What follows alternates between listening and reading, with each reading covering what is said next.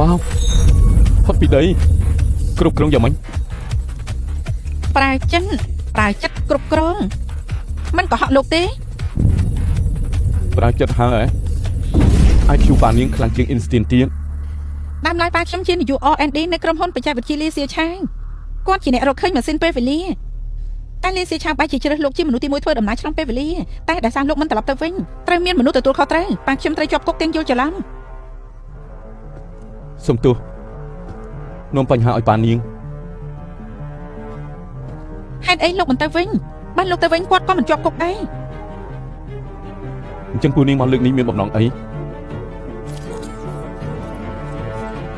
គាត់ចង់ជំនួសស្ដេចឈិនធ្វើស្ដេចខ្លួនឯងពាក់វិទើនេះជារបស់ស្អីរបស់ល្អអាចជួយជីវិតទ្រង់បានគ្រូមិនអាចជួយទ្រង់បានគ្រប់ពេលទេវាស្ដាំណាស់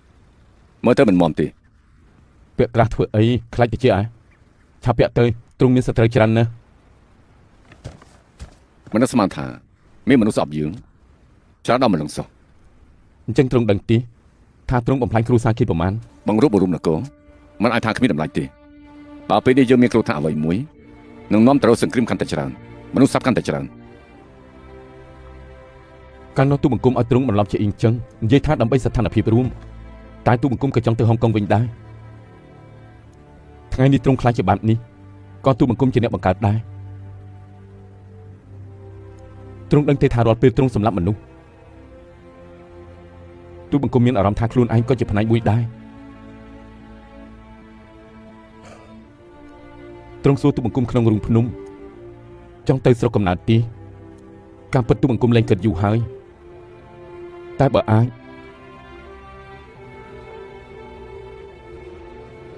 ទូបង្គំនិយាយថាបើអាចទៅវិញបានមែនប្រហែលជា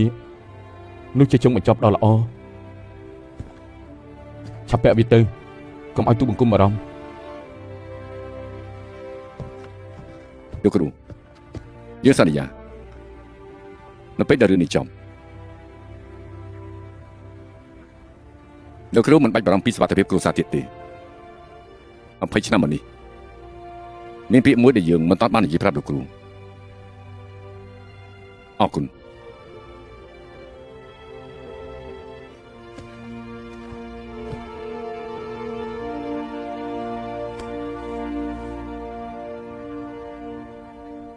ពុក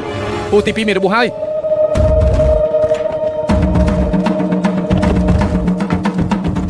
មានមនុស្សត្រូវគ្រោះអាចព្យាបាលបានទី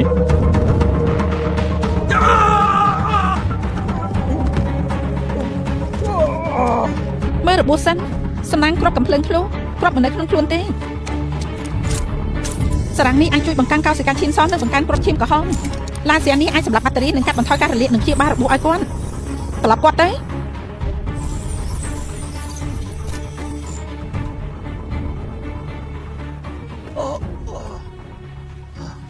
យ៉ាងមិនហើយអត់ទីបងធំសុំទោសឯងសម្រាប់សិនទៅធីហ្វាងខ្ញុំនឹងរកវិធីជួយអូខេ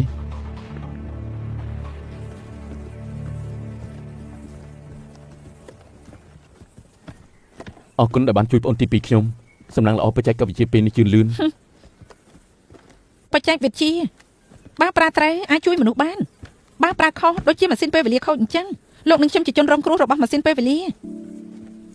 ខ្ញុំមិនដែលគិតថាខ្ញុំជាជនរងគ្រោះទេហើយណាស់ខ្ញុំបានប្រឹងអស់លទ្ធភាពមានថ្ងៃខ្លះខ្ញុំយល់ថាសប្បាយចិត្តនិងមានន័យណាស់បានឃើញហើយ